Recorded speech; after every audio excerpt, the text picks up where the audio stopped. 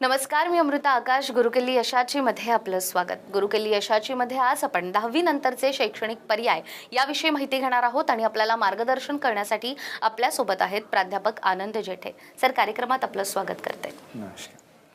विषयाला आपण सुरुवात करणार आहोत त्याआधी आपण सरांची ओळख करून घेऊयात. प्राध्यापक आनंद जेठे हे जेठेस अकॅडमी पुण्याचे संचालक आहेत. त्यांनी BE इलेक्ट्रिकल आणि MSc फिजिक्सचे शिक्षण पूर्ण केलेलं असून ते NIT कर्नाटकचे माजी विद्यार्थी आहेत. Jam qualified, TES army qualified, naval dockyard qualified, MDL qualified, SCI qualified, air India qualified असून त्यांना शैक्षणिक क्षेत्रातील 10 वर्षाहून अधिक अनुभव आहे. त्याचबरोबर ते एक प्रसिद्ध फिजिक्स आणि मॅथ्स फॅकल्टी असून त्यांनी हजारो विद्यार्थ्यांना प्रशिक्षण दिलं आहे. 10वी झाल्यानंतर विद्यार्थ्यांसमोर अनेक शैक्षणिक पर्याय असतात. ते पर्याय नेमके कोणते या संदर्भात आज आपण सरांकडून माहिती घेऊयात. तर सर, जसं की मी आत्ता म्हटलं, आपल्या अकॅडमीमध्ये महाराष्ट्रातून, ग्रामीण भागातून विद्यार्थी येत असतात आणि त्यांना तुम्ही 10वी नंतर नेमकं काय करायचं याबद्दल मार्गदर्शन करतात. मात्र जेठेस अकॅडमीची सुरुवात नेमकी कशी झाली याबद्दल काय सांगाल? आधी काय असायचं की महाराष्ट्रातील जो स्टुडंट आहे तो फक्त CETच फोकस करायचा. म्हणजे महाराष्ट्राची जी CET असायची तोच फोकस करायचा. आणि काय होतं की आम्हाला माहिती होतं की हे सगळं सेंट्रलाइज होणार आहे. म्हणजे ज्या JEE आहे आणि जी नीट एक्झाम आहे जी मेडिकलसाठी असते, सगळं सेंट्रलाइज होऊ शकतं. तर त्या अनुषंगाने आम्ही गावोगावी जाऊन ज्या काही शाळा असतील किंवा काही ग्रामपंचायत लेवलला काही कार्यक्रम घ्यायचो, सेमिनार्स घ्यायचो. त्यातून त्यांना ह्या स्पर्धा परीक्षा ज्या आहेत 11वी 12वीच्या याचं मार्गदर्शन करायचो. मग ते आम्हाला विचारायचे की सर, मग ठीक आहे, आम्हाला हे करायचं आहे, तर मग आम्हाला कुठे मिळेल? तर आमच्या गावखेड्यात तर याचे प्रशिक्षण देणारी कुठली संस्था नाही आहे. तर मी त्यांना मुंबई पुण्यातल्या काही नामांकित संस्था किंवा क्लासेस किंवा अकॅडमीबद्दल रेफर करायचो. पण नंतर असं लक्षात आलं की तो मुलगा त्या अकॅडमीमध्ये जातोय पण त्याला कुठेतरी गावखेड्यातला असल्यामुळे फीस तेवढी अफोर्ड होत नाही आहे किंवा तो तिथे तेवढा जुळवून घेत नाही आहे. तर मग माझ्या लक्षात आलं की जर आपल्याला हे सगळं ज्ञान आहे तर ही आपण सुरुवात केलेली का चांगली नाही होणार. मग त्या अनुषंगाने मग आम्ही गेल्या 10 वर्षापासून आम्ही जेठेस अकॅडमी ही अफोर्डेबल लर्निंग ह्या सेगमेंटनुसार आम्ही चालवत आहोत. तर सर, जसं तुम्ही अकॅडमीबद्दल सांगितलं, मात्र नुकताच 10वीचा देखील निकाल लागलेला आहे. तर हा 10वीचा निकाल लागल्यानंतर आपण पाहिलं की 2 वर्ष विद्यार्थ्यांनी कोरोनाच्या काळात घरीच अभ्यास केलेला आहे आणि त्यानंतर त्यांनी एक्झाम दिली आहे. तर अशा विद्यार्थ्यांना देखील तुम्ही कशा पद्धतीनं मार्गदर्शन करता? मॅडम, कोरोनामध्ये प्रॉब्लेम काय झाला आहे की जो स्टुडंट आणि जो पॅरेंट्स वर्ग आहे, जो पालक वर्ग आहे, जो विद्यार्थी वर्ग आहे, तो थोडा एज्युकेशनबद्दल थोडासा नैराश्यात गेलेला आहे. कारण की 2 वर्ष पूर्ण कोरोनात गेल्यामुळे ऑनलाईन एज्युकेशनमुळे त्याला तेवढंसं त्याच्याशी जुळवून घेता नाही आलं स्टुडंटला. आणि त्यामुळे त्याचा बेस जो आहे, जो पाया आहे, जो 9वी 10वीमध्ये घडायला पाहिजे होता, तो थोडा कच्चा राहिल्यामुळे मुलांच्या समोर आता असे कन्फ्युजन आहे की सर, आता मला सायन्स घ्यायला पाहिजे, आर्ट्स घ्यायला पाहिजे, कॉमर्स घ्यायला पाहिजे. ज्या मुलांना हल्ली 90% मिळाले ते सुद्धा असे कन्फ्युजनमध्ये आहेत की मला सायन्स झेपेल का. आधी काय व्हायचं की मुलाला 60% जरी मिळाले तरी मुलगा कॉन्फिडन्स असायचा की नाही, मी सायन्स करू शकतो. मी काही कारणास्तव जर मी 10वीला जरा कमी पडलो असेल तर ते 11th 12thला मी माझं पूर्ण करून घेईल त्या पद्धतीने. परंतु आत्ता हल्ली काय झालेलं आहे की स्टुडंट हा नैराश्यात असल्यामुळे आम्ही स्टुडंट्सला काय करतो की प्रॉपर त्यांना काउन्सिलिंग त्यांची करतो, त्यांना गाईड करतो की जे काही तुमचा बेस कच्चा असेल तो बेस कुठेही तुम्ही जर 11th 12thला गेला, तुम्ही सायन्स घेतलं तर ते तुम्ही जे तुमचं 9th आणि 10thला जे काही सायन्स होतं किंवा जे मॅथ्स होतं ते परत रिपीट होतं 11th 12thला. फक्त ते थोडंसं अपडेट झालेलं असतं. ते तुम्ही त्या 2 वर्षामध्ये सुद्धा ते चांगल्या प्रकारे तुम्ही ते कवर करून घेऊ शकता. फक्त स्वतःवरती विश्वास ठेवा आणि जर तुम्हाला फॅकल्टी एक चांगली मिळाली तर तुम्ही खूप चांगला रिझल्ट त्यात देऊ शकता. त्यामुळे तुम्ही जर चूज करत असाल कुठलंही क्षेत्र तर हा न्यूनगंड मनातून काढून टाका, ही निगेटिव्हिटी मनातून काढून टाका की सर 2 वर्ष माझे कोरोनात गेले त्यामुळे मला काहीच जमणार नाही. म्हणजे आपल्याकडे असेही उदाहरणं आहेत की कित्येक जो पालक वर्ग त्यातला मी सांगेल की जे 10-10, 15-15 वर्ष त्या गॅप घेतलेला असतो आणि त्यानंतर ते शैक्षणिक वाटचालीला सुरुवात करतात. कित्येक पालक मी बघितलेले आहेत की 12th पास असतात किंवा 10th पास असतात, त्यानंतर ते ग्रॅज्युएट होतात किंवा LLB वगैरे करतात. तर त्यांच्याकडून आपण आदर्श घेऊ शकतो की ते त्या वयामध्ये एवढा मोठा गॅप असून जर ते करू शकतात तर आपल्याला तर ऑनलाईन माध्यमातून तरी आपल्याला एज्युकेशन मिळत होतं, तर आपण ते केलं पाहिजे. आणि त्यात जर तुम्हाला काही जरी कमतरता स्वतःच जर वाटत असेल तर तुम्ही प्रामाणिकपणे तुमचे जे शिक्षक आहेत त्यांच्यापर्यंत पोहोचवून त्यांना ते सांगू शकता. प्रत्येक टीचर हा मुलाच्या कल्याणासाठीच आणि त्याच्या मार्क्स किंवा त्याच्या रिझल्टच्या इम्प्रूव्हमेंटसाठीच काम करत असतो. त्याच्याशी जर तुम्ही प्रॉपर त्या टीचरशी जुळवून घेतलं तर निश्चित तुमचा चांगला निकाल येईल. अगदीच. आत्ताच तुम्ही म्हणालात की 10वी नंतर विद्यार्थ्यांसमोर अनेक पर्याय असतात, मात्र काही विद्यार्थ्यांनी समजा सायन्स घेतलं तर सायन्समध्ये विद्यार्थ्यांसाठी काय पर्याय उपलब्ध आहेत? सायन्समध्ये मॅडम बरेचसे पर्याय उपलब्ध आहेत. आता मुलांना फक्त इंजिनिअरिंग किंवा मेडिकल एवढंच माहिती असतं, बट त्यात बरेच आहेत. फार्मसी आहे, ॲग्रिकल्चर आहे, खूप आहेत त्यामध्ये करण्यासारखं. पण मेन सायन्स का घेतलं पाहिजे तर माझ्या दृष्टिकोनाने मी का सायन्स घेतलं होतं तर मी हे सांगू इच्छितो की माझं त्यावेळीची मेंटॅलिटी काय होती सायन्स घेण्याची. मी ज्या टीचर्सकडे गेलो होतो त्यांनी मला सांगितलं होतं की सायन्स ही आपल्या शिक्षणाचं एक सेंटर आहे, एक मध्य आहे की तुम्ही त्यातून कुठेही जाऊ शकता. म्हणजे तुम्ही इंजिनिअरिंगही करू शकता, तुम्ही मेडिकलही करू शकता, तुम्ही फार्मसीही करू शकता. उद्या जर तुम्हाला 12th नंतर वाटलं की मला कॉमर्समध्ये जायचं आहे, त्यातला एखादा कोर्स करून मला बँकेत मॅनेजर व्हायचं आहे किंवा मला आर्ट्समध्ये जायचं आहे, त्याच्यामध्ये जाऊन मला काहीतरी वेगळं, माझ्याकडे ॲक्टिंग स्किल आहेत, मला काही वेगळं करायचं आहे कला या शाखेमध्ये जाऊन, तर हे तुम्ही करू शकता. 10वीला काय असतं की 10वीचा जो स्टुडंट आहे तो तेवढा असा कॅपेबल नसतो स्वतःच्या करिअरबद्दल. तो काय असतो की एखाद्या मित्राने सांगितलंय ना किंवा बाजूवाल्या कोणीतरी काकूंनी सांगितलंय, काकांनी सांगितलंय, तेवढंच ऐकून तो स्वतःचे स्किल्स ओळखत नाही किंवा ते एजही स्किल्स ओळखण्यासारखं नसतं. आणि त्यामुळे काय होतं की मग तो कुठेतरी मित्राचं ऐकून, मित्र जर सायन्सला चाललाय तर मी सायन्सला जातो, मित्र जर कॉमर्सला चाललाय तर मी कॉमर्सला जातो, मित्र जर आर्ट्सला चाललाय तर मी आर्ट्सला जातो. तर ही जी दुसऱ्याला फॉलो करून त्याच्या मागे जाण्याची जी परंपरा आहे ती कुठेतरी मोडीत काढली पाहिजे आणि स्टुडंटला स्वतः त्याने डिसाईड केलं पाहिजे की मला काय करायचं आहे. जर डिसाईड होत नसेल तर मी तर स्टुडंटला सांगेल की मग सायन्स घेतलेलं कधीही चांगलं, कारण नंतर तुमच्याकडे 2 वर्ष आहेत आणि त्या 2 वर्षात तुम्हाला खूप चांगली मॅच्युरिटी येते आणि तुम्ही त्यात ठरवू शकता की तुम्हाला करिअर कशात करायचं. बट जर तुम्ही कॉमर्स किंवा आर्ट्स आत्ताच जर ठरवलं तर मग तुम्हाला परत सायन्सकडे येता येत नाही.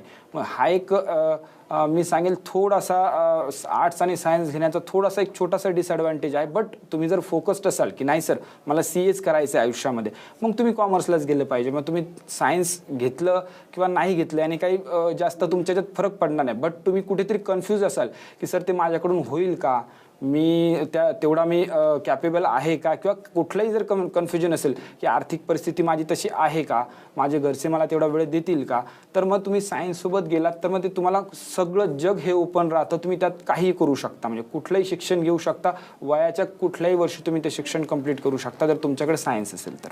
अगदीच. तर 10वी नंतर सायन्स नंतर काय नेमके पर्याय आहेत हे तुम्ही सांगितलं, मात्र जेव्हा विद्यार्थी ठरवतात की आम्हाला इंजिनिअरिंगला जायचं आहे तेव्हा त्या अगोदर त्यांना एंट्रन्स एक्झाम द्यावी लागते, तर या एक्झामबद्दल काय सांगाल? मॅडम जर इंजिनिअरिंगला आपल्याला जायचं असेल तर पहिलं तर आम्ही मुलांना, जर माझ्याकडे मुलं अप्रोच होतात, पूर्ण गावखेड्यातून आलेली मुलं असतात, त्यांना सायन्स आर्ट्स कॉमर्स एवढंच माहिती असतं. पण त्या सायन्समध्ये काय आहे, त्याच्यामध्ये सब्जेक्ट्स कुठले घेतले पाहिजे जेणेकरून आपल्याला इंजिनिअरिंग सोयीस्कर जाईल किंवा काय ग्रुप लागतो हे सुद्धा माहिती नसतं. तर प्रथमतः मी मुलांना तर त्या सब्जेक्टबद्दलच सांगतो. जर तुम्हाला इंजिनिअरिंगला जायचं असेल तर तुम्हाला फिजिक्स, केमिस्ट्री, मॅथमॅटिक्स हा ग्रुप घेणं हा कंपल्सरी असतो, तो तुम्ही घेतला पाहिजे. त्याचसोबत मग तुमची मार्किंग 12th बोर्डची कशी इम्प्रूव्ह होईल, जसं की आत्ताच आपण बघू शकतो की आपल्या महाराष्ट्र शासनाचा नवीन नियम आलेला आहे की जी MST CET जी महाराष्ट्र शासनामध्ये इंजिनिअरिंगसाठी जी एंट्रन्स एक्झाम आहे तिचे 50% वेटेज बोर्ड्सचे पकडले जाणार आहेत आणि 50% वेटेज हे त्या CETचे एक्झामचे पकडले जाणार आहेत. मग त्याने काय होईल की जर आपली ग्रुपिंग जर चुकली किंवा आपण असा एखादा सब्जेक्ट घेतला की तो आपल्याला जमत नाही आहे किंवा मग आपल्याला हार्ड वाटतं किंवा आपण त्याच्याकडे जास्त लक्ष देऊ नाही शकत, तर आपले कुठेतरी बोर्डचे मार्क्स कमी येतील. त्या अनुषंगाने पहिलं तर स्टुडंट्सने PCM घेतल्यासोबत तर बायफोकल सब्जेक्ट जर घेतला, त्याच्यामध्ये कॉम्प्युटर सायन्स हा खूप चांगला सब्जेक्ट आहे जो 200 मार्क्ससाठी असतो आणि त्याचे 100 मार्क्स प्रॅक्टिकलचे असतात. त्यामुळे प्रॅक्टिकल सब्जेक्ट असल्यामुळे आणि हल्ली कॉम्प्युटरकडे जाण्याचा मुलांचा क्रेज असल्यामुळे मुलांना ते खूप इझी पडतं. आणि तर जर PCM, कॉम्प्युटर सायन्स आणि इंग्लिश हे 5चा जो ग्रुप असतो तो जरी तुम्ही घेतलात तर तुम्हाला खूप चांगली संधी आहे इंजिनिअरिंगमध्ये जाण्याची. इंजिनिअरिंगमध्ये जायचं असेल तर तुम्ही MST CET महाराष्ट्राची आहेच, पण आम्ही मुलांना एनकरेज करतो की तुम्ही सेंट्रल लेवलची जी एक्झाम एक्झाम आहे जसे जेई IIT जेई ही जी परीक्षा आहे तुम्ही ती दिली पाहिजे, त्यासाठी प्रिपरेशन केलं पाहिजे. कारण जर आपण टार्गेट जर वाघासारखं ठेवलं तर आपल्याला कुठेतरी जाऊन त्याच्या आजूबाजूला काहीतरी मिळणार आहे. आपण जर टार्गेटच आपण म्हटलं की नाही आम्हाला एकच ऑप्शन ठेवायचं, फक्त मी MST CET देणार आहे, आणि जर त्या एक्झाममध्ये काही कारणास्तव तुम्ही त्यावेळी आजारी असाल किंवा पेपर जो आला एखाद्या हे जे पेपर्स असतात ते MCQ टाईप पेपर असतात, म्हणजे ABCD त्यात ऑप्शन्स असणार आहेत, टाईम लिमिट आहे त्याला, आणि एखादा क्वेश्चन तुम्ही सॉल्व करताय आणि अननेसेसरी तुम्ही त्याला 5 आणि 10 मिनटं दिलेत तर प्रत्येक क्वेश्चनचा तुमचा त्या वेळेत तुमचे 10 क्वेश्चन सॉल्व होऊ शकत होते. पण तुम्ही त्यावेळी काय केलं की त्या एका क्वेश्चनला 10 मिनटं दिल्यामुळे तुम्ही खूप मागे पडलात, आणि ह्या ज्या कॉम्पिटेटिव्ह एक्झाम्स आहेत हे तुमचा स्कोर किती आला याच्यापेक्षा तुम्ही किती मुलांच्या पुढे आहात, तुमचा रँक काय आहे याला जास्त महत्त्व आहे. त्यामुळे तुम्ही CET ही वर्षातून म्हणजे 12वी नंतर ती एकदाच होते तुमची CET, तर त्याच्यासोबत जर तुम्ही जेई दिलीत तर जेई ही 2 वेळा होते वर्षातून, जी जानेवारीमध्ये एक होते आणि एक एप्रिलमध्ये होते. तर हे तुम्ही 3 ऑप्शन्स ठेवलेत आणि या 3मध्ये जो काही तुमचा बेस्ट स्कोर येईल त्यानुसार तुम्ही इंजिनिअरिंगला जाऊ शकता. जर जेई थ्रू तुम्ही गेलात तर तुम्हाला नामांकित जे इंडियातले टॉपमोस्ट कॉलेजेस आहेत ते तुम्हाला मिळतील. त्यामध्ये IITs आले, NITs आल्या, IIITs आल्या, देन आपले मोठमोठे कॉलेजेस महाराष्ट्रातले, दॅट इज पुण्यातलं जर म्हणाल तर CUP आलं, PICT आलं, मुंबईतलं म्हणाल VJTI आलं, असे नामांकित इंजिनिअरिंग कॉलेजेसमध्ये तुम्हाला प्रवेश मिळू शकतो. आणि दोन्ही देण्याचा फायदा काय आहे की दोन्ही एक्झाम्समध्ये एक फिक्स कोटा आहे प्रत्येक कॉलेजेसमध्ये. जसा की आत्ता करंट चालल्याप्रमाणे की 85% कोटा हा CET थ्रू भरला जातो महाराष्ट्र शासनाच्या कॉलेजमध्ये, आणि 15% कोटा हा जेई थ्रू भरला जातो.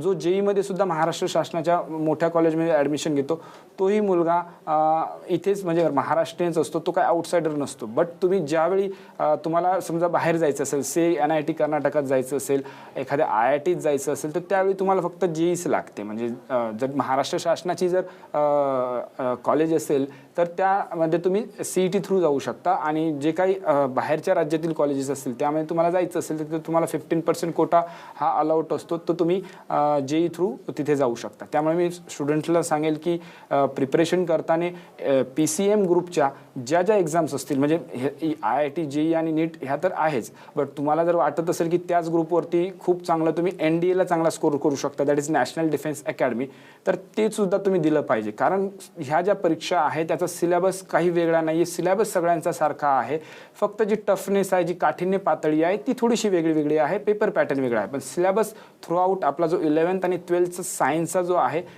PCM ग्रुपचा तोच आहे. त्यामुळे जर तुम्ही ते जर केलं तर तुमचा खूप चांगला रिझल्ट, आणि तुमच्याकडे ऑप्शन्स भरपूर राहतील.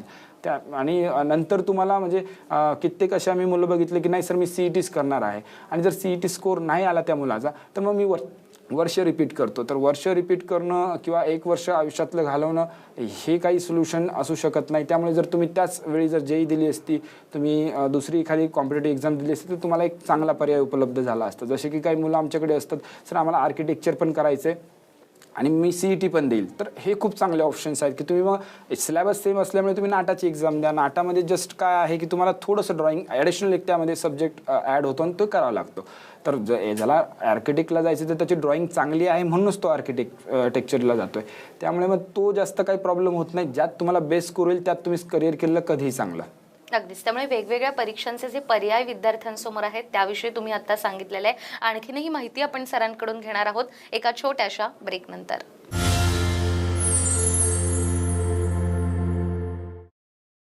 ब्रेकनंतर पुन्हा एकदा गुरुकिल्ली यशाची मध्ये आपलं स्वागत. गुरुकिल्ली यशाची मध्ये आज आपल्यासोबत आहेत प्राध्यापक आनंद जेठे. सर, पुन्हा एकदा कार्यक्रमात आपलं स्वागत करते.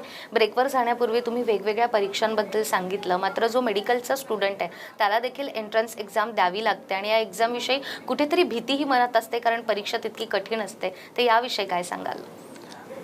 मॅडम, जी भीती आहे तीच मूळ कारण आहे परीक्षेचं. कारण कठीण जर आपण कुठल्या गोष्टीला जर मानलं तर मग जगातली सगळी कुठलंही शिक्षण म्हणाल तुम्ही घ्यायचं, ज्ञान आपल्याला घ्यायचं असेल तर ते कठीणच आहे. कठीण इन द सेन्स की तुम्ही त्याला कसं मानताय, तुम्ही त्याला सोपं कसं करून घेऊ शकता. सोपं ते कधी होईल ज्यावेळी त्याला सांगणारा तुम्हाला किंवा जो शिक्षक वर्ग तसा मिळेल, तो शिक्षक तुम्हाला त्याला सोपं करून सांगणार आहे.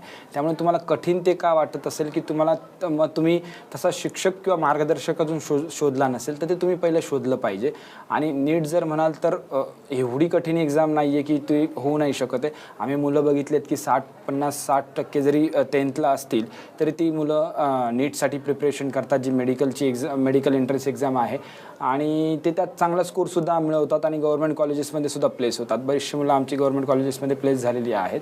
त्यामुळे असं काही त्यातला न्यूनगंड मनात ठेवणं की मला जमणार नाही, किंवा मग मी मराठी माध्यमाचा आहे, किंवा मी सेमी इंग्लिशचा आहे, किंवा मी गावखेड्यातून आलेलो आहे, मला जमणार नाही, किंवा एक मुलांचा मी खूप म्हणजे एक फोबिया बघितलेला आहे की सर मी 10वीपर्यंत SSC बोर्डमध्ये केलेला आहे, म्हणजे महाराष्ट्र बोर्ड्स थ्रू अभ्यास केलेला आहे, तर मी CBSE बोर्डाचा जर असतो तर मला हे खूप इझी झालं असतं. तर तसं काही नाही आहे. जर तुम्ही कुठल्याही बोर्डातून याल, जेव्हा तुम्ही 11th-12thला येता तेव्हा तुम्ही सोबत सगळे असता.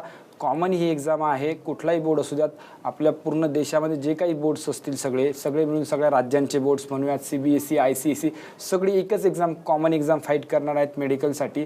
ती आहे ती नीट. म्हणजे याने असं नाही की तो पुढे किंवा मी मागे, तुम्हाला जे काही तुम्ही शिकलाय ते कितपत चांगलं योग्य कळलेलं आहे. म्हणजे मुलं आम्ही बघितलेलं आहे की बोर्ड्समध्ये खूप चांगला स्कोर करतात, परंतु काही कारणास्तव मग त्यांना नीटमध्ये स्कोर करता येत नाही. कारण याचा प्रॉब्लेम काय आहे की मुलांना जी 10वीपर्यंतची जी पद्धत असते की काही सगळ्याच गोष्टी पाठ करून लिहिल्या तर सोपं असतं, किंवा पालकांचं सुद्धा एक त्यांना एक बर्डन असतं की तू पाठांतरला बस आणि पाठांतर कर, एवढं पाठ करून दे.